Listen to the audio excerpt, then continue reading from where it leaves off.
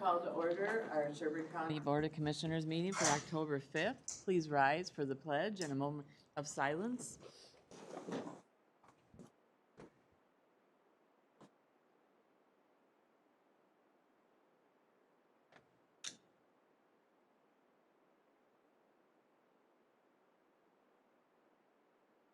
I pledge allegiance to the flag of the United States of America and to the republic for which it stands, one nation, under God, indivisible, with liberty and justice for all.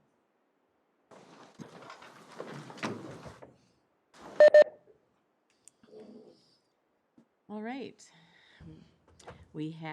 I'm looking for a motion to approve the regular meeting proposed agenda is there any deletions or additions?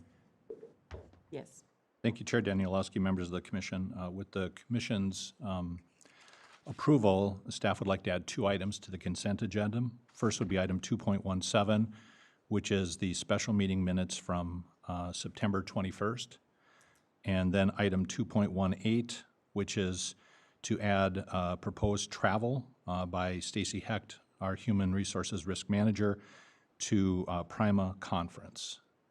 And both of those items were sent to you either yesterday or over the weekend. So 2.17 and 2.18 are recommended to be added to consent. And that's everything? Move approval with those changes. Motion made by Commissioner Phobie, seconded by Commissioner Dolan. Any further discussion? Hearing none. All those in favor signify by saying aye. Aye. All those opposed, same sign. That motion carries. Okay, moving on then to our consent agenda. I would be looking then for a motion to approve the consent agenda with the 2 additions of 2.17 and 2.18. I so move. Motion made by Commissioner Brandt, I'll second, Madam Chair. seconded by Commissioner Dolan. Any further discussion? Hearing none. All those in favor signify by saying aye. Aye. All those opposed, same sign. That motion carries. All right, moving on to announcements. What do we have, Mr. Meslet? Thank you, Chair Danielowski, members of the Commission. Just a couple of quick announcements. First of all, an update on facilities. You'll notice when you came in today, they're wrapping up some of the roof work, and so they're taking down some of the staging and materials. Also, if you came through door A, you may have noticed the new doors, the external doors. Those 3 were replaced this week. And then finally, you also noted we're still working on the flooring and the final solution for that, so it's a little bit scuffed up here by the boardroom. Second, just a note, we are into fall conference activities. So Amanda is gone the first part of this week at MACSA to work on social services issues. And then Tammy, Emily, and I will be gone Thursday and Friday to attend the MACA macrame conference to work on administration and human resource issues. We will be available, though, should anything come up, and Dan is here. And then on that note, to just make sure on your calendars, the 25th of the month is the District 5 meeting of AMC, which we are hosting. And Keish will be just checking to see who plans on attending. It is in person, but we are going to try to social distance, so we'll be using Maple A and B. And as overflow, we'll actually be setting up probably the EOC as well. AMC is requesting 6-foot separation for participants plus tables. And then finally, one thing we need direction from the board on is we had talked about having a special workshop on ARPA. And because Amanda's gone this week, we were looking at a special meeting, and it was difficult to find any time next week. So the 2 options for the board are either to schedule it on the 19th at the next regular board meeting, and then we would do it over lunch and we would order lunch. It would be a longer day for you, but it would be on that Tuesday. Or some of you indicated a separate meeting on the 21st, so that would be coming back on that Thursday. And I was hoping the board could give me your thoughts on whether you just want to push through on Tuesday with a break and lunch here. I'd be for pushing through. Do it on Tuesday. There's the Bridgeview Park Reserve. We'd have you done by then. Are we done? Yeah. Be able to get there by then? Yeah, so you'd have a hard stop. So if you really, really wanted to chew, we can figure out to come back. But I think there's enough time. Bridgeview's, I think, at 2:30?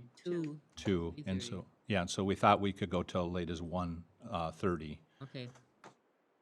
And even if you remember last 2 meetings ago, we had a really packed agenda and you were done by 1:30, so that made sense.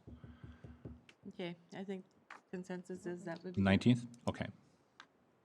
Thank you so much. That's it for announcements. All right, thank you. Okay, moving on to the next item on our agenda. Item number 4, we're doing a public hearing for considering the approval of on-off sale with Sunday liquor license for Bar 10. Good Good morning. morning, Madam Chairman and Commissioners. Yes, before you is a request for proposal, or an RBA, excuse me, for to consider the approval of the on-off sale for Sunday liquor for Bar 10. They are the new owners, formerly known as Monty's Tropical Hideout. I believe, you gentlemen, no, you're not, okay, sorry, I thought maybe you was here. Ather Jamal is the owner that has made the application on here. It has been approved by the Becker Township Board at their August 15th meeting, and it was a unanimous recommendation in favor of the new ownership and name, and for the approval of the liquor license for that. So with that, this is where we're at. I was conducting the public hearing. I have not received any notifications from the public or anyone else in this regard. Any comments or questions for Diane? Okay, if not, this is a public hearing, and I will open the public hearing for comment from the public at 9:06. Anyone wishing to speak to this, please approach the podium. Second call for anybody wishing to speak to this item. Third call, anyone wishing to speak to this item. All right, seeing no one then, we will close the public hearing at 9:07. Bring it back to Chair will the move table. approval. Okay, motion made by Commissioner Smeezing, I'll second. seconded by Commissioner Phobie. Any further discussion? Hearing none, all those in favor signify by saying aye. Aye. All those opposed, same sign. That motion carries. We wish them lots of luck. Thank you. Looking forward to the opening. Yep, thank you very much. Thank you. All right, moving on to our next agenda item, number 5, our open forum. Keisha, anybody signed up for open forum? Yes, Madam Chair, we have one member signed up, Brett Collier, speaking about abatements. All right, Brett, please approach the podium.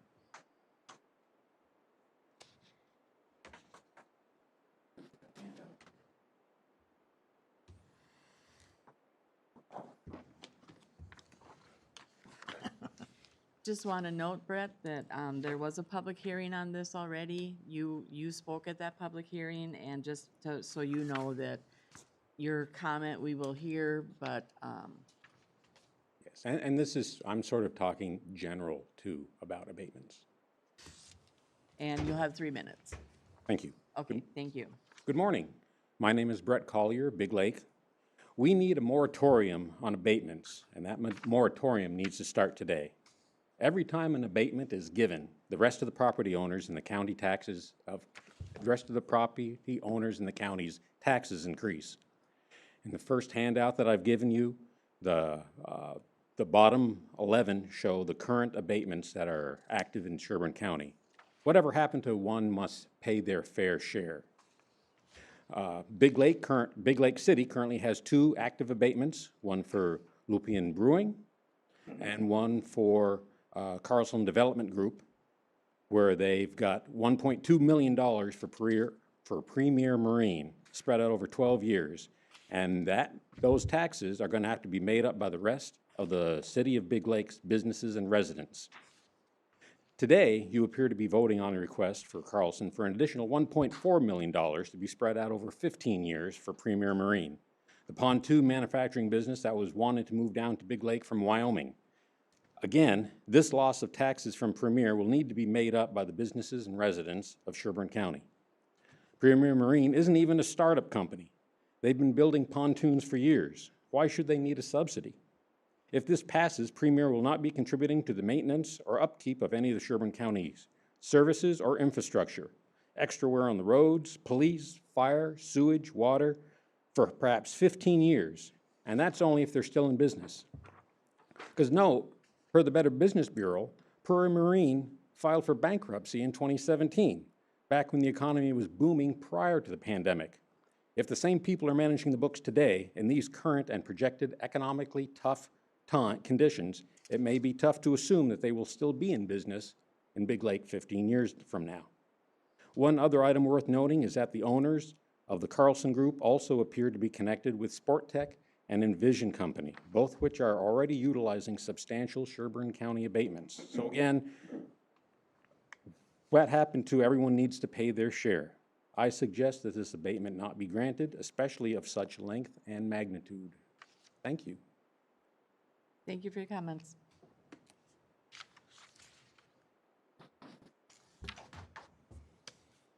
All right.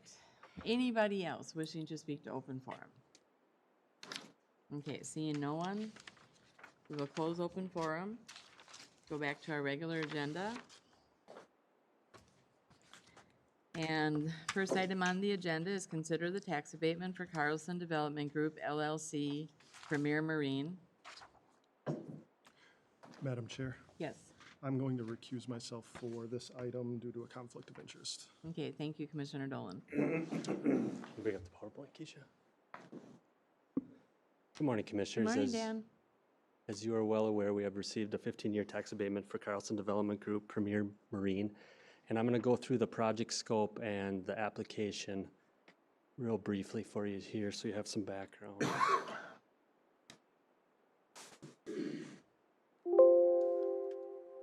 All right, Premier Marine currently is located in Wyoming, Minnesota, and the plant operations would be transferred to Big Lake. They currently have 7 buildings that they're operating under, and this would allow them to move all their facilities or all their operations to one building essentially. They would have a second shop as well, and that's for quality control. They need to have that separation, but it would allow them to go from 7 to 2 and greatly expand their future operations as well. The company was established in 1992, and they manufacture high-end luxury pontoons. And I do have a video I'll show at the end of this presentation. Their projected revenues by the end of 2024 are about $85 million. It would be located in Big Lake on 80 plus acres. It shows the township here on the map you're seeing, but it has been annexed into the city, and it would be on the south 20 acres is where this property would be located, or the project would be located. It includes a 150,000 square foot manufacturing building and a second 30,000 square foot shop that's needed, as I mentioned, for quality control. $25 million is the project cost, and this project would be on about 20 acres, which would allow the additional 60 acres to be utilized for future development. And it would include about $1 million in public infrastructure. Upon completion, the project's taxable value would equate to about $10.6 million. You can see how the taxes are broken up, and the school portion would be paid each year. There is no abatement on the school portion. The city portion has been abated for 12 years, and as I mentioned, the request today is for 15 years. That line was actually incorrect in your packet, so I do want to point that out, that it did say 12 years on that line, but the bottom one was correct at the 15 years, $96,000 per year, for a total of about $1.45 million is the total abatement request. It would create 263 jobs. 193 of those are being relocated, so it would create an additional 70 new jobs, and that's being pretty conservative. Estimates have it up over 400 when it's all said and done, and you can see the average wage is about $46,000. And it also has $1.56 per hour in benefits as well. So we score each of our projects by an economic impact analysis, and you can see those 263 jobs are expected to equate to about 440 jobs when you include the ripple effect of other jobs that it helps create. And the value added is the big number we look at. It's about 75 million. That's your GDP to the local economy. So when we score this, the economic impacted score is a 35, and the total score was 54 points. And if you look at our scale, 54 would equate to a high rating, which is 100% of the request. The county EDA did recommend a 15-year approval at their meeting last week. And as I mentioned, they did apply for a 12-year abatement with the city of Big Lake, and it was approved at 12 years. And there is a video I want to show. It's a couple minutes long. So Keisha, can you bring that up?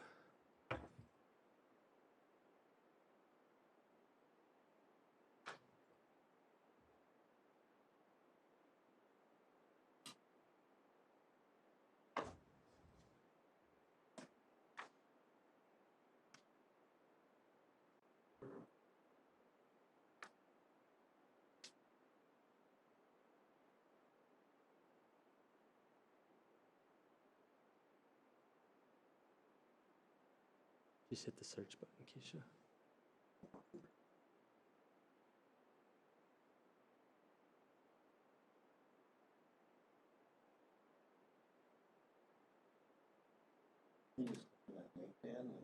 It doesn't work off. We tried that beforehand.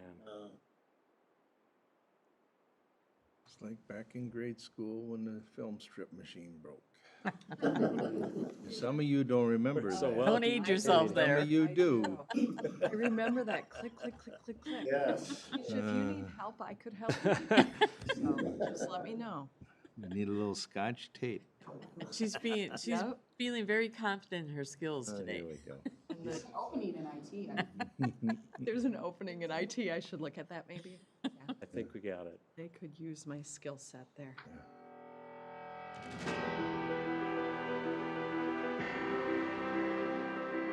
We will never settle for good enough. The next chapter of Premier Pontoons has begun. In 1992, our founders set out to create the most amazing boating experience possible. Nearly 30 years later, our mission hasn't wavered. There's really nothing like being on the water. I love boating. I'm pretty sure it's in my DNA. Our mission at Premier is to be the best, to make the experience second to none. The brand has always had a reputation for innovation and quality. It hit some rough water along the way, but it endured. Customers love the product, and dealers have stood by it, and that says a lot. That kind of commitment is what attracted me.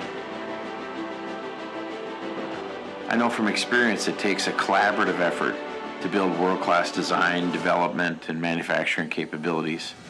And to compete and win, you need a high-performance mindset. That's what's going to accelerate Premier into the future. High-performance boats from high-performing people. The formula for success is really not that complicated. Operate with integrity, strive for excellence, focus on improvement, have a positive attitude, and leverage teamwork. But more than anything else, the most important piece of any successful organization is the people. They always come first. We're going to make some waves in this business, and we're going to surround ourselves with people who are ready to do the same.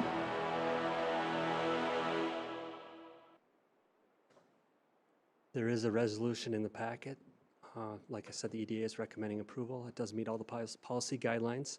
And the owner, Chris Carlson, is here if the board has any questions for Chris as well. Any questions? Do you want to hear from the owner, Chris Carlson? Madam Chair, I'd Yes. just like to make a couple Commissioner Smeetsy. comments. Yep. I'm going to support this. You know, we set up an EDA. We have guidelines that we follow. We score these projects, so we go through.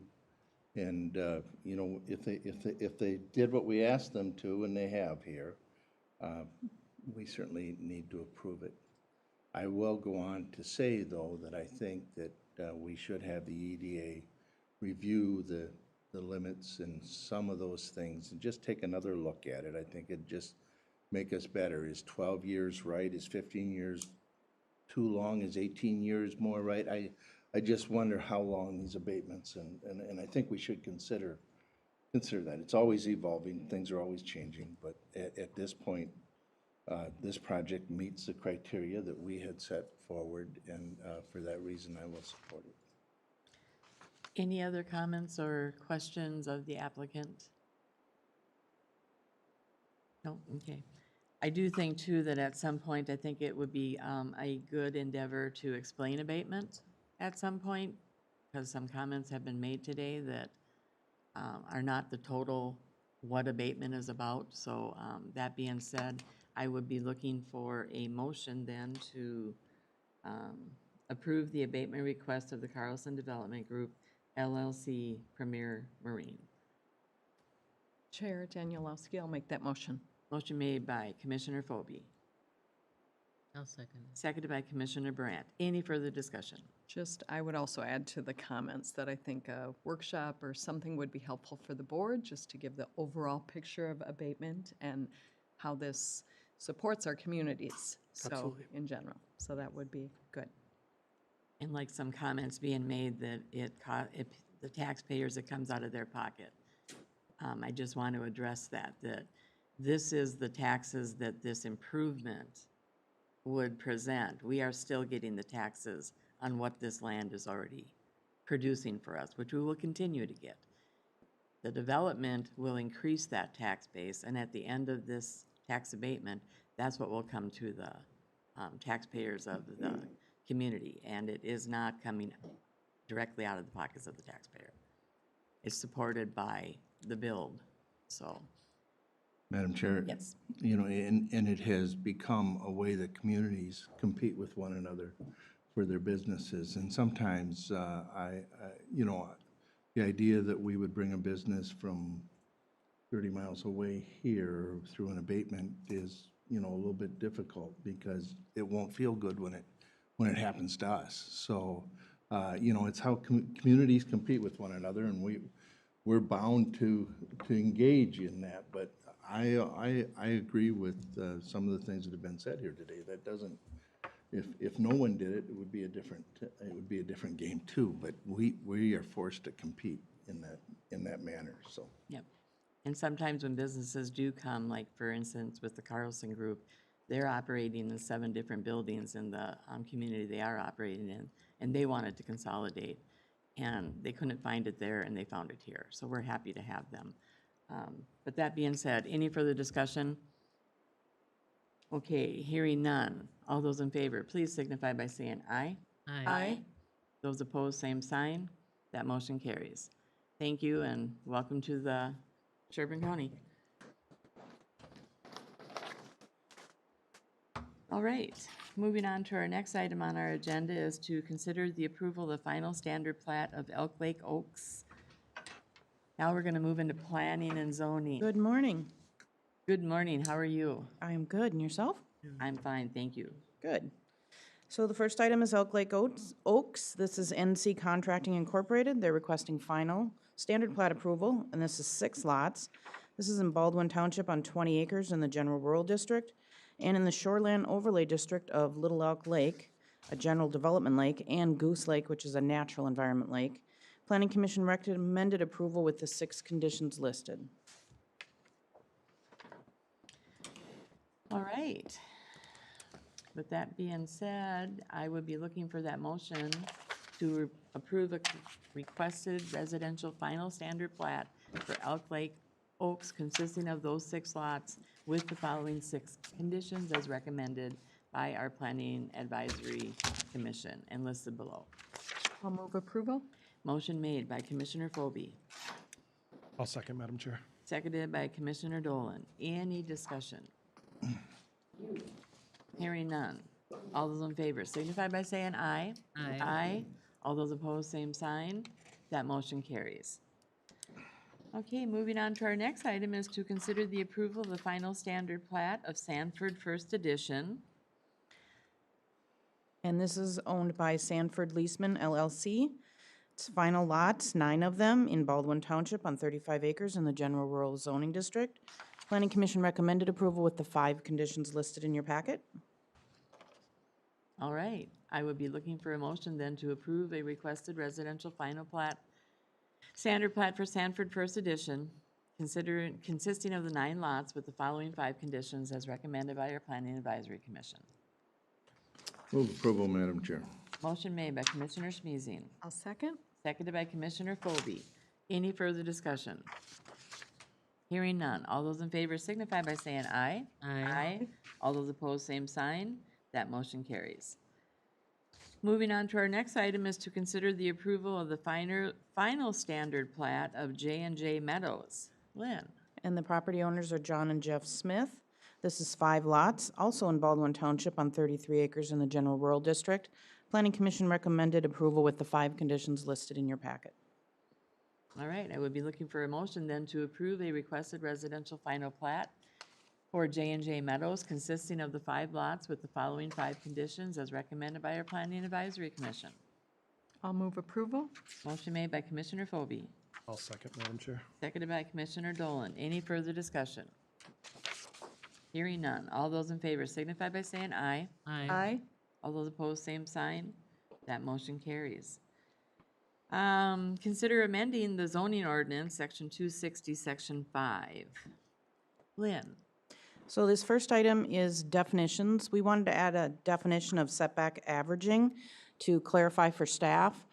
We have something that in the past we've used as the lineup rule, but sometimes properties aren't straight along a lake or on a river. They are at an angle, whether they're in a cove or whether they're on a point. And so this would alleviate that issue. It's a definition that came right out of the DNR Model State Shoreline Ordinance. So rather than measuring from the closest point, you'd measure from an average to an average? Right, we take the neighbor on both sides, measure that, whatever the distance is, so say it's 50 and 75, add the two, divide in half, and that's what the neighbor in the middle can set back without needing a variance. All right, I would be looking then for a motion to approve amending the zoning ordinance 260, section 5, definitions and rules of language construction. Madam Chair, I'd move that amendment. Motion made by Commissioner Smeezing, I'll second. seconded by Commissioner Brandt. Any further discussion?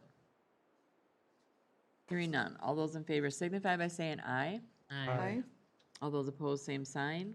That motion carries. All right, moving on to our next agenda item, number 6, review and consider approval of Banco 2 license modification. I think we have A, B, and C on these, or did we approve all three at the same time? I just want to clarify. For Vanco. For the, The ordinance, so we amended all three of the items in the ordinance. They all relate to that shoreline setback. The motion was for all 3, yeah. Perfect. Thank you. Dave, good morning. Good morning, Madam Chair, members of the board. So I'm going to hand this sheet out. This is a last-minute change. And Banco's license on the back page, you'll see the red line. Thank you. Refers to storage of vehicles from Bite's disposal system. You haven't looked at it then, so. I'll briefly explain that, then we can jump into the license. So, this license modification aligns the county's license with the MPCA permit that was just renewed and modified. It speaks to the relocation of power lines that run along the northwest corner of the landfill, northeast corner. And it allows them an additional 36.4 acres of lateral expansion. So there's a redesign of the footprint. So, and it also speaks to a revision of their source separated organics compost operation. So that's all is encompassed in this license for your consideration. What I handed out is this is going to be added to storage. So when Bite disposal system, when your trucks, and Eric Olson from Banco is here too, if you have any questions directly of him. When their trucks reach the end of their life, they want to be able to store those vehicles on the very northeast corner of their property and siphon off some parts. So, but it would only be for Vite-owned equipment. It would not be turned into a salvage yard. Other vehicles would not be allowed onto the property. They have the land, they want to be able to park the vehicles. I feel that is extremely reasonable, and the PCA already approved it in their permit. So unless you have any questions directly, I'm looking for an approval of this modified license. Madam Chair, Yes. I'll move it. I have a motion to approve granting Banco 2 a modified solid waste license for the operation of their demolition debris landfill. Do I have a second? Second, Madam Chair. I have a second from Commissioner Dolan. Any further discussion? Hearing none. All those in favor signify by saying aye. Aye. All those opposed, same sign. That motion carries. Dave? Moving on then to consider the approval of Vonco Big Lake closed landfill, the annual residential well sampling and analysis. Yes, Madam Chair, members of the board. So we've been doing this since, 2012. We've been conducting down gradient residential well monitoring. And Bonko is going to be out sampling their monitoring wells sometime in October. We hope to align roughly about the same time. That's when you get the best results.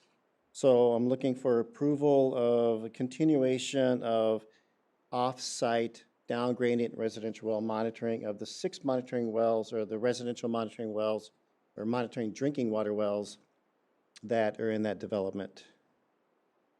All right, I'd be looking then for that motion to approve the fall sampling and analysis of the 6 residential wells at the Vonco Big Lake closed landfill site. Madam Chair, I'll move approval. Motion made by Commissioner Dolan, Second. seconded by Commissioner Brandt. Any further discussion? Hearing none, all those in favor signify by saying aye. Aye. All those opposed, same sign. That motion carries. All right. Madam Chair, I'd also like to take this opportunity and introduce Jerome Doty. He is new in our office within a couple of months, Jerome, right? Yeah, 3 months. Yeah, so he is directly responsible for the Vonco closed landfill and the Vonco 2 landfill, so, Well, welcome. Thank you.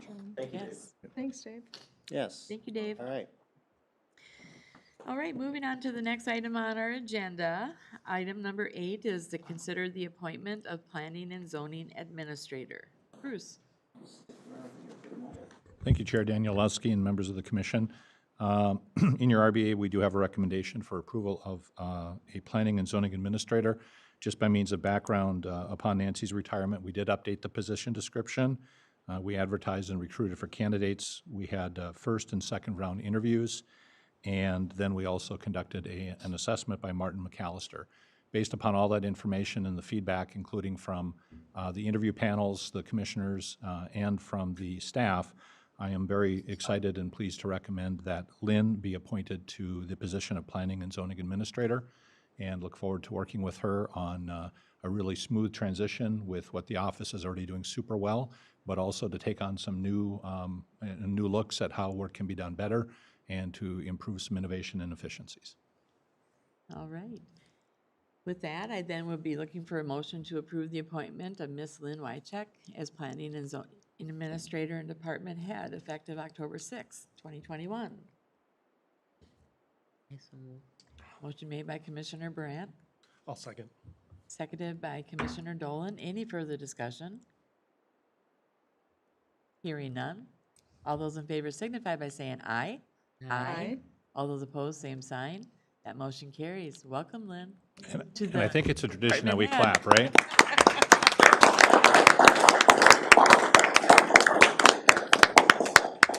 Are you sure, Lynn? And now can you send out a pronunciation of your name? Did I say it wrong? Watashek. Watashek. Watashek, so like you're sneezing. Okay, Watashek. Watashek. It's like schmeezing. Yep. Okay. Got lots of gesundheits going on. Now, we are going to schedule a moving party for her office, so she's got lots of files we have to move over. So. Well, thank you so much, Lynn. Looking forward to all of the improvements and the great job I know you're going to do. Thank you. All right, thank you. Okay, moving on then to the next item on our agenda. Item number 9 is to review responses to all jail food service request for proposals, RFP, and consider the sheriff's office recommendation to award the agreement. Well, hello, Sheriff. Welcome. Administrator Brian Frank is on his way over. We got cut off guard. It's a little bit early, but he should be here in 1 minute. Okay, And then he's got the materials to present. perfect. All right. Apologize. You want to take a quick break? Yeah, we can take a short break. How about 5? Okay, back in 5, so at about 22.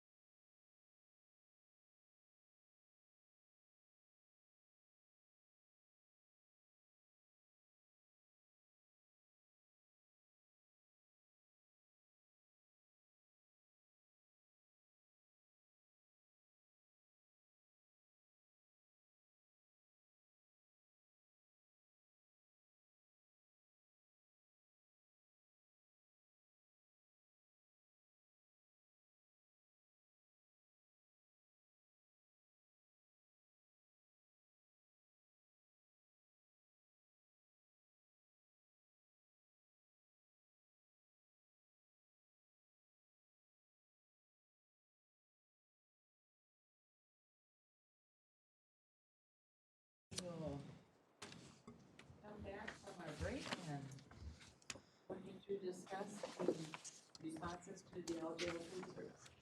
Good morning. Good morning, Commissioners. How's everyone? Morning. Very good, thank you. Good. The Sheriff's Office put out an RFP for food services for the jail. We received 2 proposals, one from Summit, which is the current food vendor that we have, and one from Trinity Services Group. Both provided services that met the RFP, but there are differences in the price per meal and different philosophy on staffing. One's part-time staffing, the other one's full-time staffing. So if I can show you what the differences are.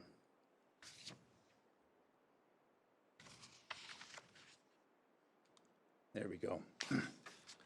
Okay, and everyone should have a handout with the same PowerPoint here. For Summit, on the left-hand side, religious meals are $3.50. Trinity has the same price for their religious meals. There is a difference with the price per meal, though. If you look on the left-hand side of the column for Summit, that is the amount of inmates that we have in custody and what the price would be for each individual meal. So they'll get 3 meals a day. So if we have 301 inmates in custody, you times that out by 3 for each individual day. So let's look at 301 here. If we had 301 inmates in custody, the price for each individual meal would be $2.84 with Summit.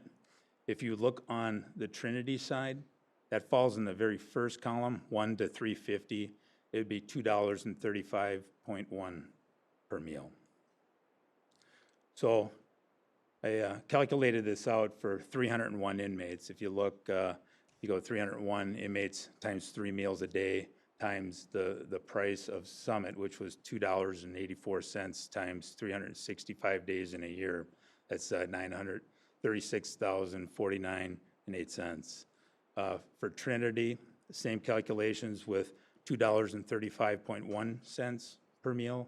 That is $774,877.845, which is a difference of $161,171 and .955. So a pretty significant difference. If you look at us running with 601 inmates, which we expect to eventually get to, that difference would be $165,181.85. So again, significant difference between the two. The other difference they have is Summit runs 14 part-timers, and the sample schedule that they gave us, it ended up to be 385.5 hours per week, plus 1 full-time kitchen manager. Trinity was running 8 full-time staff, which equals out to 320 hours per week, plus 1 full-time salaried kitchen manager. One of the issues that we're having with Summit currently is them staffing. The wages that they give are a little less than what Trinity is offering. I think Summit is somewhere around $14-15 an hour. Trinity is proposing an $18 an hour wage for their staff.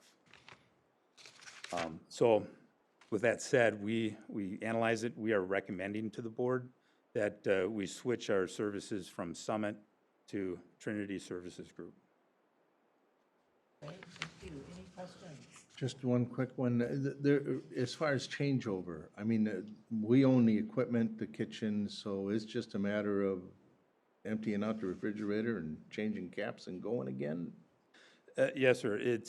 They have a transition team, so we're looking at November 1st, so it's a pretty quick turnover. And they're not shying away from being able to accomplish this. This is something that they do, I think, quite often around the country. Yeah. And they have 400 plus facilities that they run, and Summit has somewhere around 500 and some. But this is something that they say they can do. They have a transition team that would be set up to be able to come in here, and that transition team will stay until we are stabilized here with full-time staff. Any other questions? Just curious, how long have we had Summit? Quite a while. we've had Summit in different stages. So I think Summit has been here for the last 7 or 8 years. And prior to that, we had Airmark for a short time. Prior to that, we had Summit or their derivative. They used to be Avions. They were Best before that. So we're pretty familiar with Summit. We've been with them for many, many years. Any other questions? Yeah, I have. Chair? Oh, I'm sorry. I was just wondering the difference between the hours in a week of 385 and a half and 320. Would Trinity still be here as many hours as the other one? It's just that they don't have as many staff, or how does that work? Yeah, so that is one of the issues that we're having. The sample schedule has that on there, but if you look at the schedule, and I could hand that to you if you're interested in it, they have blanks, and that's been one of our biggest problems with Summit is they aren't filling the positions. So their difference with the 4 shifts that are not filled right now is 104 hours, and that's been pretty standard with being below staffing. So And even what- though they're showing 385, Yep. that has not been met for the longest time. Correct. I couldn't give you exactly what, I'm sure sometimes it's 3 staff short, sometimes it's 4 staff short, sometimes it's 2 staff short, but they've been short to the point where on weekends we go to styrofoam meals, which they don't have the staffing right now to be able to do the dishes. So we go to styrofoam meals, and then that's more in garbage and compounds. Yeah, I would definitely think at this time with the hiring shortages that they would be more successful in full-time. Definitely. Madam Chair, Yes. I'll move the recommendation. Okay, motion is made by Commissioner Schmizek, I'll second. seconded by Commissioner Dolan. Any further discussion? Hearing none, all those in favor signify by saying aye. Aye. All those opposed, same sign. That motion carries. Thank you. Thank you, Commissioners. Nice job, Sheriff. You did good on this one. Yeah. Good savings. Plus, I think it looks like we'll get a better result. Goes the win all the way. Just the Vanna White of the situation there.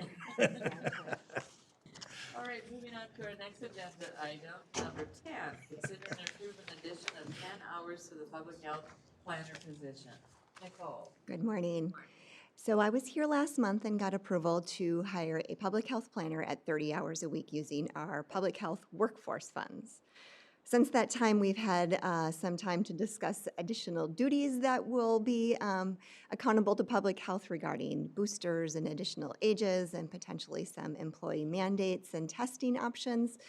And so we've circled back and discussed some options, and we were also awarded an additional $580,000 for our COVID implementation grant this last month, and we feel that we would have funds to support a full-time public health planner going forward for the period through 2023.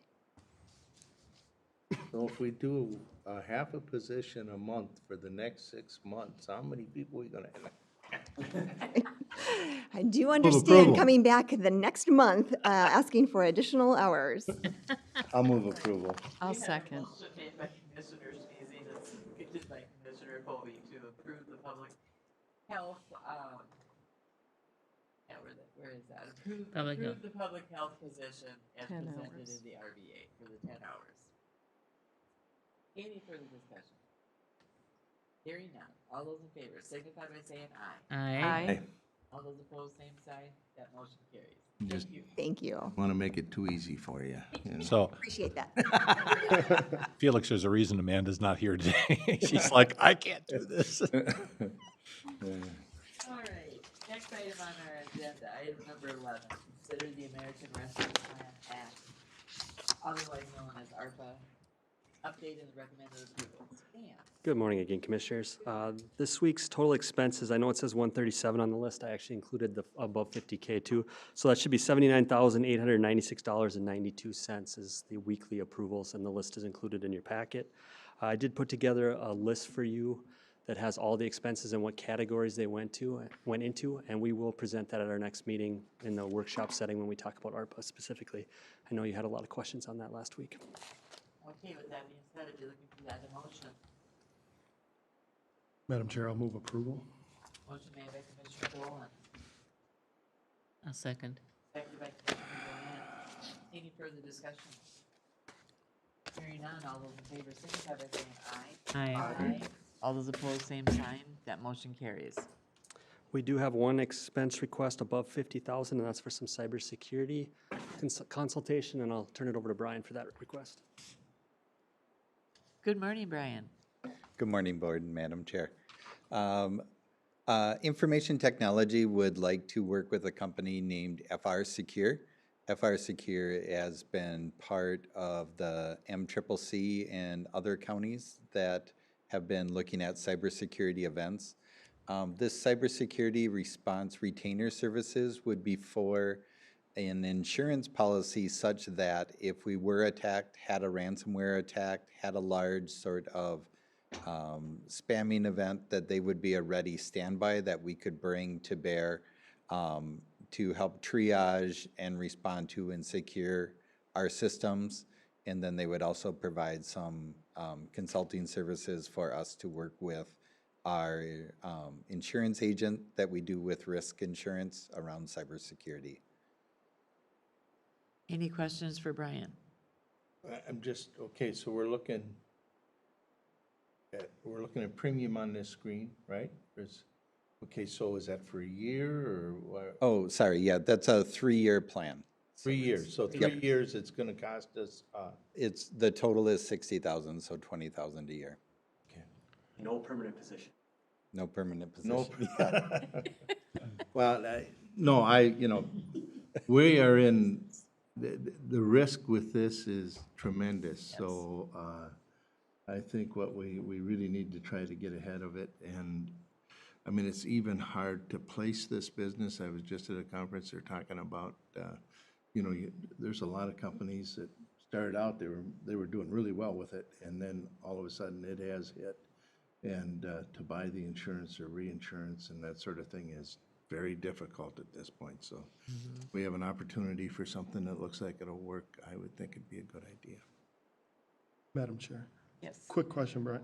So this is a retainer that we bill against, or we're paying $20,000 a year to have them on standby? Yeah, it's a 20,000 a year standby policy, so it's like an insurance policy. All right, so that's, whether we utilize their services or not, it's Correct. 20 grand.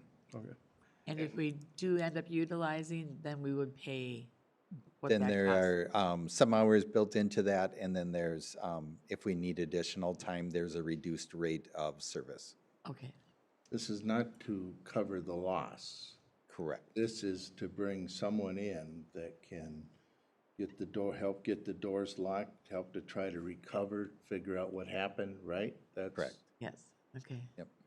Right, but I just wanted to be clear that it's a retainer. Like, if we need to use them, that $20,000 isn't gonna get us anything. We're gonna have another 5-figure bill that's gonna come with it, just so we're clear on it. I just wanted to make sure that that was stated the right way. But I think it's worth it to have someone on retainer that would be responding to us instead of us having to find someone at that point when we get hit, hopefully never. Yeah. no, Any I- further discussion? If not, I would be looking for that motion. I'll move approval. Motion made by Commissioner Dolan, I'll second. seconded by Commissioner Phobie. Any further discussion before the vote? Hearing none, all those in favor signify by saying aye. Aye. All those opposed, same sign. That motion carries. Thank you, Madam Chair and Board. Do you want to talk about the other cybersecurity you had that was part of the recruiting expenses? $19,000 expense?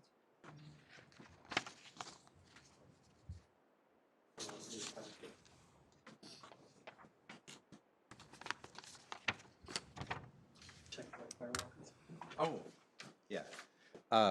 So Dan wanted me to talk to the 19,000 was in the packet of the expenses under 50K. Yep. So we use a checkpoint firewall system, and the 19,000 is for checkpoint to work with our security staff and our network staff to further shore up and help secure those firewalls. And we're moving off of our old firewall system. So it's to help kind of finish that movement from the old system into that new system. So much better security with the new firewall. The new firewall also uses multi-factor authentication, which provides a one-time password, which is kind of the gold standard right now for security for user accounts within an organization. All right, thank you for that update. And I think the board is very supportive of anything that we can do to help keep those firewalls as strong as we can. All right, thank you, Bart. And lastly, as the last of our business recovery grants, we did have 5 additional grants that were awarded for a total of $70,000. So the total program was $405,361, and $500,000 was allocated to this bucket, and so we used up about 80% of the funds. Are you still getting, We are getting a few calls, and at this time, we're just sending them to the state head of program throughout September, so we've been Okay. sending them to that program. That expired last week, so perfect. I'll keep you updated on how many calls I am getting going forward. All right. With that being said, are you looking for a motion to approve? I am looking for a motion to approve those 5 additional business grants. recovery grants equaling 70,000. Madam Chair, I'll move approval. Motion made by Commissioner Dolan, I'll second. seconded by Commissioner Brandt. Any further discussion? Hearing none. All those in favor signify by saying aye. Aye. All those opposed, same sign. That motion carries. Thank you, Dan. And just one last point is we do have the township meeting next Wednesday, so staff will plan on giving them an update of where we're at with ARPA, and then we'll try to start a discussion, see if the townships need us to help fill any holes too. Perfect. All right, then, next on our agenda is the discussion of the Central Mississippi River Regional Planning Partnership update. And it looks like, Tim, are you gonna kick this off? Yeah, I think you and I are ham and eggs in We it. are on the, Do we have that slideshow? yeah, the PowerPoint.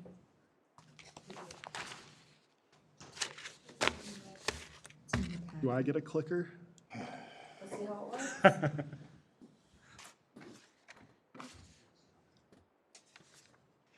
You've just been waiting for this opportunity, haven't you? Oh, I dread these. You've arrived. I dread I've waited presentations. for this for months. I just couldn't wait. Well, it has been, there we go. It has been. It's only been pushed off for that amount of. Yeah, hopefully everybody has had an opportunity to look through this slideshow several times in your packet before we finally got here. But as you guys know, we've kind of done incremental updates from CMRP that used to be or came out of the Highway 25 Coalition once upon a time. I think Rayanne might have started that coalition. That's how long it's been around. But I was on the original one. we recently concluded Framework 2030. Oh, man, can't quite see this. And I'm not going to go through these slides word for word. I'm just going to kind of hit on some highlights.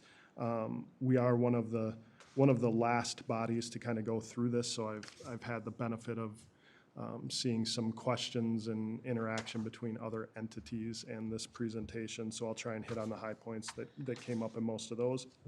But as everyone knows, it's a regional economic development and land use framework that we went through. On the next slide kind of gives the outline of the region. I think that the region has been clear to everybody involved with the group, but sometimes those lines get blurred. So for point of clarification, it's Silver Creek Township, Monticello Township, City of Monticello, Wright County, Big Lake Township, City of Becker, and Becker Township in Sherburne County that are all participating in this group. So you can kind of see the lines around the region there. One of the items that frequently has been coming up is the first bullet point on the last slide, which is that it's guided by a unified set of regional policies, goals, and priorities. One thing I want to make clear to us and to the other jurisdictions and the general public is this organization and this group and joint powers isn't designed to take away the ability of local jurisdictions to make their own zoning decisions. This isn't to do an overall planning like some similar larger entities in the state. It is more to act as a collaborative environment so we're all aware of what each other is doing, what land inventories and initiatives each different entity has in place, and so we can communicate and collaborate and set a set of goals for the region that we all can kind of align our policies to. It's not forcing us to adopt any specific policy, it's just saying, hey, take into account what this group of people is thinking and the data that we have. So the process, COVID made this process a lot longer than it originally did. You can see we kicked it off in 2019 with preparation, analysis, and engagement went through the beginning of 2021, and then plan development kind of took part in end of Q1, Q2 of this year. Technical analysis, I'll hit on some keys here.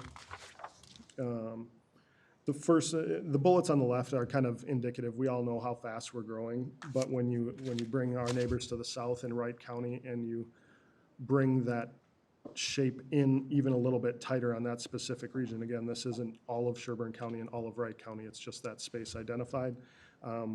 That population grew 4 times as fast as the state as a whole. GDP in just that region increased 36% in the last 20 years, give or take. And I think one of the major telling factors there is the third bullet, which you can't see on the screen because of the zoom. But the median household income increased 51%. So a substantial increase in the wealth in our households in that region. All of this technical analysis is available on the website. All the deep dive of the economic data is all broken down into independent pieces there as well. Housing stock is newer and slightly more valuable than the state average. Obviously, with growth, we're starting to pick up off of the doldrums of the recession, and everything's new basically right now. We can't build fast enough. Most of the regional employees, and again, everybody here, we've all seen the data that most of our employees commute in from outside the region, and our citizens commute out to outside the region. So there's that inflow and outflow is typical. Next couple slides are engagement. So as part of this plan and putting it together, there was a substantial amount of community outreach. Anyone from your neighbor to business owners to nonprofits to people that work within the different jurisdictions, employees of Sherburne County, the cities, et cetera. Put out 4 surveys for engagement round 1, 7,000 responses to 18 open-ended questions, which I think is pretty impressive whenever you can get that many people to sit and answer. You know, they're not click yes or no, they're not multiple choice, they're actually open-ended questions where people took the time to fill out responses. Round 2 was a little bit less, but those were far more involved questions, so still a pretty good turnout. And you can kind of see on the right-hand side there, total number of participants and total number of comments. We do have all of those comments and all of that data if you're ever super bored and want some light reading. Hundreds of pages of that stuff to view. All of that input went into creating the plan structure, and you can kind of see we're going through our strategic planning right now, so this probably looks pretty familiar to us, the same type of diagrams there. And we came up with the input of the community and all the entities as part of CMRP, the regional vision statement, which you see there on the right, which is we, the communities of the Central Mississippi River Regional Planning Partnership, are a strong and dynamic region. We are made prosperous through our network of assets and proactive leadership, made unique in our vital and connected places, and made home by our welcoming people and communities. And I think it's important to note, is powerful and forward-looking as that statement is, we were really purposeful in making sure that we acknowledge that we don't expect every piece of the region to be the same. Everybody's gonna have different leadership on any given set of years, and each community is unique and different. Issue. You're gonna cut me off in a minute and countdown, 47 Keith. seconds. Thank you. Although I kind of like the countdown. I think I've been in a few cities that have like the big shot clock for public comment. That's kind of interesting. So our value statements, which is kind of split between these slides, it's kind of down there, but it's in your packet as well. And these are kind of the direction that formed our work plan, which I'll get to in a second. And you can read them right there. Build a complete region, establish our position as a region, manage through transition, embrace interdependency, and seek deeper collaboration. And I think the one thing that rings through that set of statements is us just coming to the realization that we can't act like we're in a vacuum. Everything that all of our different jurisdictions in this region are doing should inform and help us align our decisions. Strategies and actions were broken up into three different priorities: land use, economic development, and interconnections. And those are all broke down in documents available on the website as well. The next few pages jump into the actual action agenda. So these were built through workshops, big walls full of Post-it notes, moving stuff around. I won't go through each one of them. I encourage you guys to do that on your own.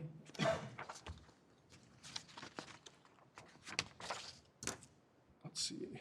Well, I think that's the slide I wanted to hit on, but implementation is where we're at now. So the group put together and adopted a work plan that kind of outlined a little bit of a Gantt chart with a list of a lot of them relatively small, and I think Dan and would agree that a lot of that stuff, really it's about taking a lot of the information that we have in different places and just bringing it together under one heading. So it's not a super complex work plan, but there's a good chunk of work there. And to help accomplish that, and instead of throwing it on Mark's plate like we have traditionally, the group did bring on Bill Kemp, who used to work for the GSDC, to kind of spearhead that work plan in a part-time basis. So he is working through that currently. And that's kind of where we're at right now. And Rayanne can add anything she wants, or we can field questions, et cetera, et cetera. I did have a couple of things to add in regards to how long this process has been in play. It originally started back when Monticello reached out across the river to Big Lake Township and City of Big Lake, concerned with, we all know the need for another bridge. The bridge across through Monticello on Highway 25, it's way too overwhelmed the majority of the time. So that's how we all came together and started having the discussion. It became clear through the process that we needed to kind of expand, like to Monticello Township, Silver Creek Township, and also expand into Becker, because all of these areas majorly impact the things that happen in our area. We're used to working with other entities in a regional thought process, but that's usually with like St. Cloud, and that's with some other counties. This is more consolidated between Wright County and Sherburne, and how things affect us as we continue to go forward. And it was very, very clear that we did not want to have anything that made it look like we were trying to oversee or overrule local jurisdiction. That remained very important, that continued to be recognized and not obstructed. But working together when there's the opportunity, if there's going to be a build like the Becker Regional Industrial Park, how can we assist if there's another industrial park going on? How can we help coordinate efforts in sewer and water needs? Just different things like that. But we just now at the last, we just had a meeting yesterday with our lobbying groups that we hired for state and federal. And when they seen that we had something like this in play and in the works, they were thrilled. I don't know, Bruce, you were in the room, Barb, you were in the room. These kinds of things they got excited about, because this means something out at the higher levels. They'd like to see this coordination of efforts, working together, and this regional look. That really excited them as to how far along we were already on this path. And we did take it back at our last meeting of the CMRP. The original discussion started out with the bridge, and we have now broke out a subgroup, a work group, to start focusing that back on our efforts because of the money that we know that is coming and is going to be out there. We need to really hit and focus on the bridge component. So we do have a subgroup of which there's a few members, and of course we're going to pull in our county engineers on both sides of the river and such, so we can really start focusing on that component of it. So this, I think, is, I'm super excited and proud of our area that we're this forward thinking to have started this, and it's going to take us, I think, places that are going to be great. And Barb, did you want to? Did you get the same thing that I heard of the excitement out of the lobbying group? I really did, yeah. And especially the excitement out at the federal level, that this is what they like to see, so. And I think that's an important part for us as a board, because a lot of the questions that seem to come up are, how do we get from a bridge to this? In going back, that was, I mean, it's been a while now, but the iteration went from our transportation study that Andrew was a part of, and we put this transportation study together to identify potential corridors and all these ancillary things. And once we got that put in place, we kind of found out that we were maybe out in front of our skis a little bit, because we didn't have the broad consensus and the driving things the federal highway and the state of Minnesota were looking for in the region. You know, we all agreed that we needed to alleviate congestion, but we had no cohesive goals as a region that we could pin this on. So we kind of backed up a little bit and said, all right, let's figure out the why of the bridge and to kind of inform the how. So that was kind of the jump. Probably ultimately should have came before that study in hindsight, but they're both valuable at this point. Questions? Not questions, some comments, just super, super impressed with the work. This is, when I first came on as commissioner, Mark knows, I tried to gather my people and, you know, kind of look at what we all have in common up in Livonia, Zimmerman, Baldwin, Princeton. I'm still going to encourage that, because I think this is needed in other places of our county to get to our goals, whether it be 169 and 4. I mean, I think this is a perfect example of great work that's done that takes the focus off the bridge. What I don't want to see happen now is that conversations start with the bridge, because they're still happening. And my people up in my area are hearing, why are county board members talking about the bridge all the time? So I think to figure out how, maybe even talking points, I would encourage you guys, when you're talking to other entities, whether it be anyone, don't start with the bridge, because it's still happening, and it's what I'm hearing. So what would be good ways to sell this, because it is such great work that is done that looks at it at a regional perspective in so many different levels moving forth. Yeah, and I think if you look at it, you know, from once we went to Framework 2030, once the name of the group was changed to CMRP, there was a real deliberate effort to appease that constant conversation and make sure that people understood that focus is a byproduct of this greater effort. It is something that is going to die hard, because planning and this type of stuff, it's tough for a lot of people in the general public to grasp, without a doubt. And a bridge is something that people understand. It's a big fixed asset. People can see it, touch it, and they know roughly what it costs. So the efforts are there to steer that conversation away, but man, is it a pride-swallowing siege. But appreciate all the work that was done and would love to see how we can like replicate this in other parts of our county.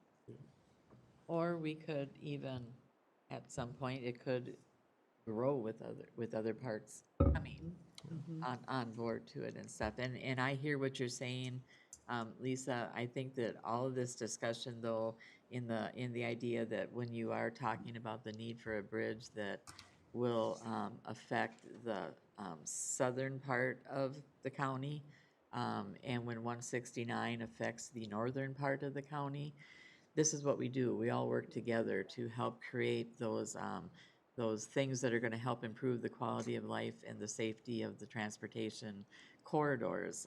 So that might be helpful to kind of explain it. We're all working together to try to achieve, some really good things for the county. So. Yeah. And Madam Chair, we might want to see if, I was going to say Bruce, Dan, Mark, Andrew, if anyone else wants to add anything on this from a staff side. I'll defer to Andrew, Mark, and Dan specifically on CMR 2P2. I just wanted to note we did have a transition meeting yesterday to start the lobbying effort.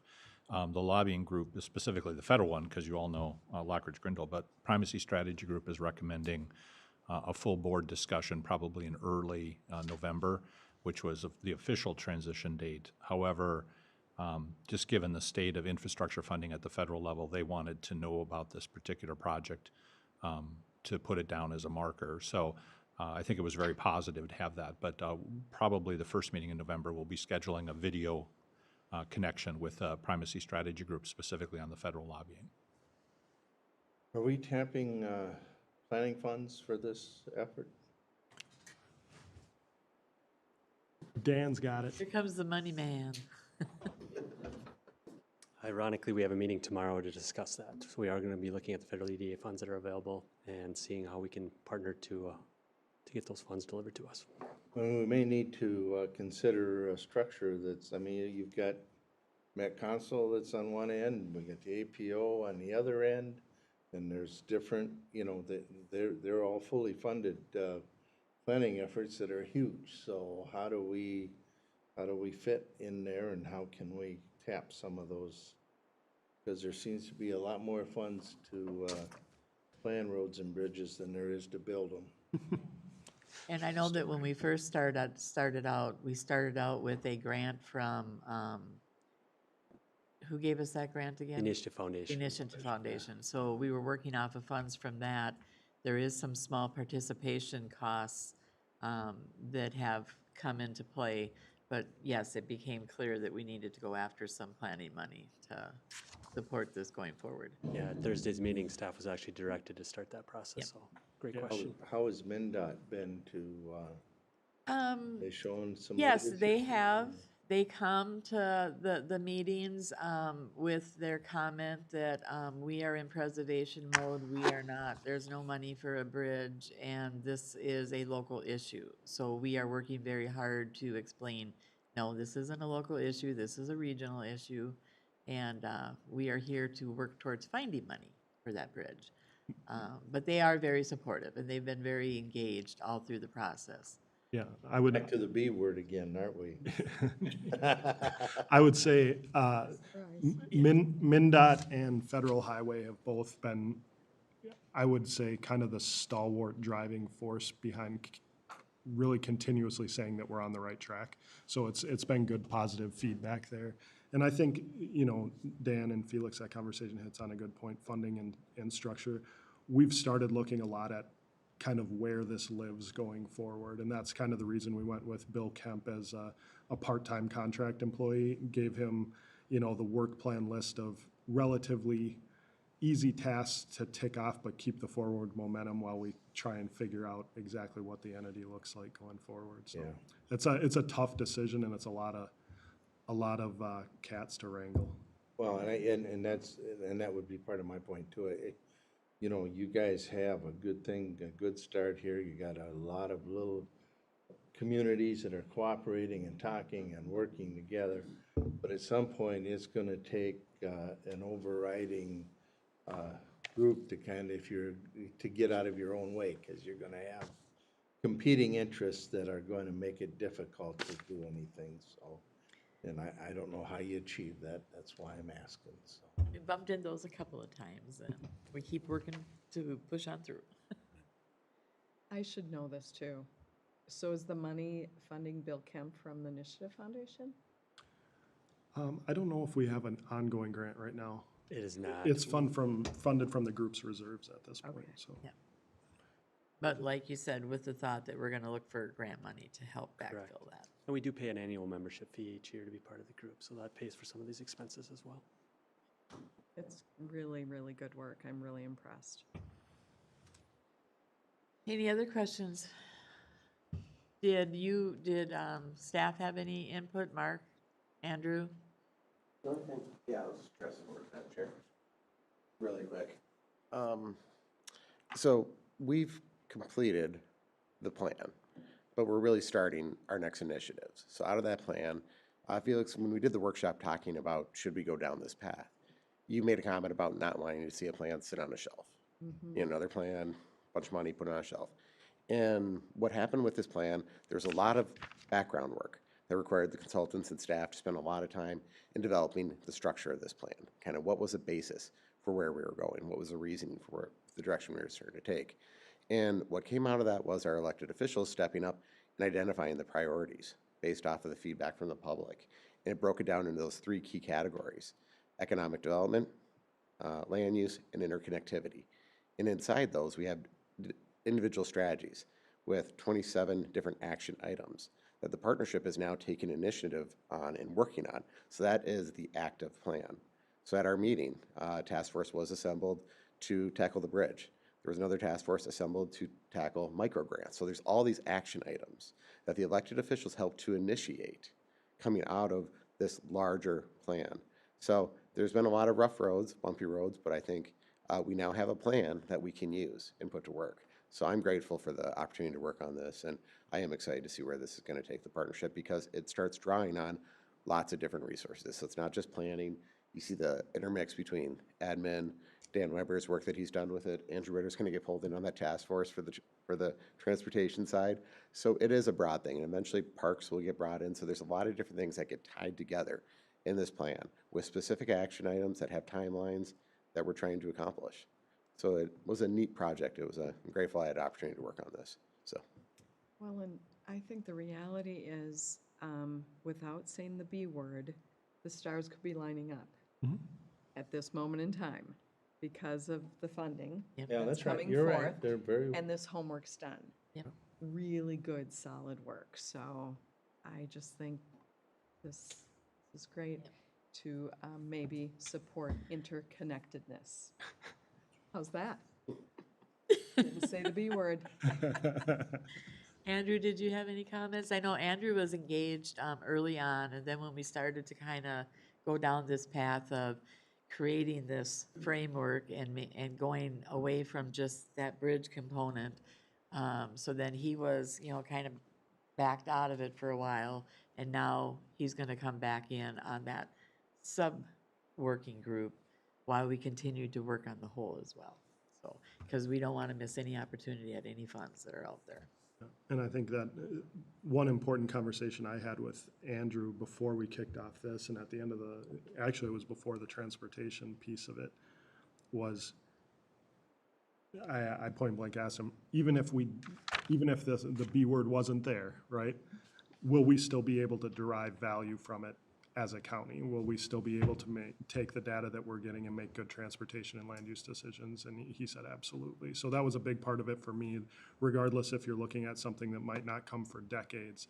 The amount of information that we got out of here that we can put into practice right away for the county was valuable. So Yeah, I think those are great terms: transportation and interconnectedness. I would That's a highly good one. recommend. That's a good one. Yeah. all right. All right.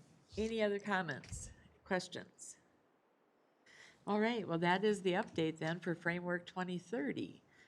Moving on then to our next item is Commissioner's Correspondence. Who would like to go first? Do we on Commissioner?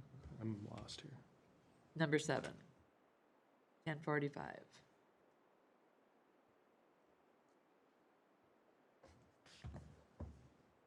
Barb, are you ready? I guess so. Okay, thank you. I was supposed to go to the Excel Community Center breakfast, and then the breakfast was canceled, but I can't remember if they had the slides that, we were supposed to watch, so They I had was. a virtual option. Virtual option, yeah. And then I went to the Rum River One Watershed One Plan meeting, on virtual also in the evening. And with the pillars, strategic planning on Monday. And then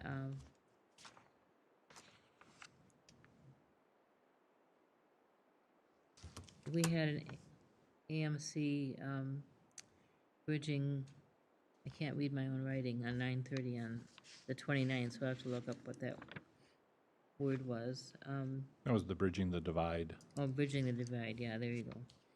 And then on the 30th, I went to Pat Carr's retirement party, and on the 4th, in the morning, the AMC breakfast was on probation options for different counties, and then we had the meeting with our lobbyists in the afternoon that I attended.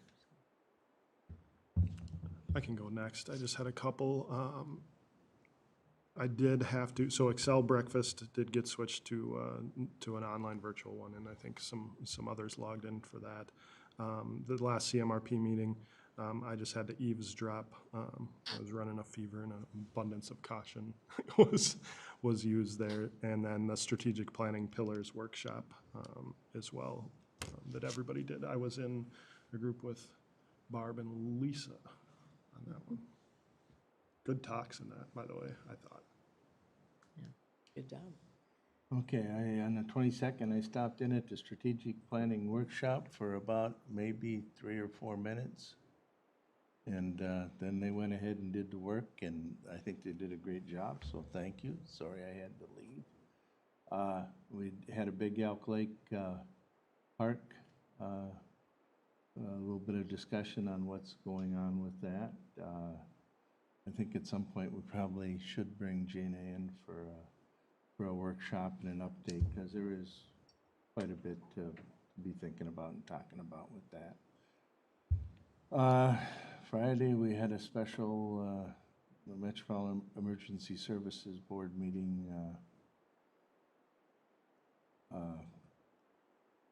for a closed session for a lawsuit. So let me see.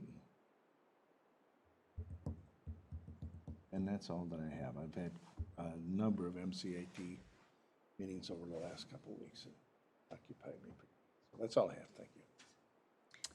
Lisa? The Senate Capital Investment Tour and the House Capital Investment Tours, which I really want to thank our staff for all their work on those, and the board for your support on that, adjusting our meeting 2 weeks ago. And those are pretty heavy lifts, so I want to recognize the hours that are put into that. So they both went really well. Planning and zoning interviews. I had a Great River Regional Library Board meeting. Rum River One Watershed One Policy, or One Plan met, and the draft plan is at Bowser for a 60-day agency review, which is great. Our strategic planning meeting, went to Commander Pat Carr's retirement, and last night had a Princeton Airport meeting, and they met with MnDOT and FAA, talking about their capital improvement programs for the next 20 years, I think it was. Awesome. All right, I attended the Senate bonding tour in Zimmerman. That was the one we adjusted our meeting for. Also had the interviews with the planning and zoning department head. Also attended the Connexus Energy update via webinar instead of the breakfast. I kept asking where my muffin and my coffee were, but they didn't show up. Attended the 7W. The gas plant was. That's what you should have asked. That didn't show up either. That didn't show up either. 7W broadband webinar. That was a great opportunity to talk with the other counties around us and understanding where we're all at on trying to all get the broadband key connectivity of fiber. Attended my options board meeting on the 27th, at the CMRP meeting on the 30th, and attended Jail Commander Pat Carr's retirement party. And also on October 4th, had a County Road 43 meeting with the city of Big Lake and the school district. And then also had a brief meeting with our lobbyists for state and for federal. And I can't wait for us all to have our meeting together. This group is super excited to be representing us, and I just got a lot of excitement just out of the meeting, just based off of their input. We had a brief discussion on the park that we're working towards achieving and some of the conversation around that. They were excited at how far that we've gone in that process and engaging with our tribal members around us. So it was just really, like I said, it was a positive environment to be able to be a part of. So looking forward to that. When will we be meeting all together with?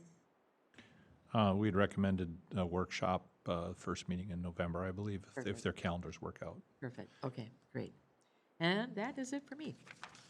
Okay, moving on then to our, right now we're gonna adjourn our regular no, we don't need to. Do we need a break, guys? Or should we move right into, yeah, we'll break and move into workshop. And we do have the workshop scheduled in the conference room. Yep. So you are adjourning. Yes, adjourning the regular meeting and taking a break now before we come into our workshop meeting.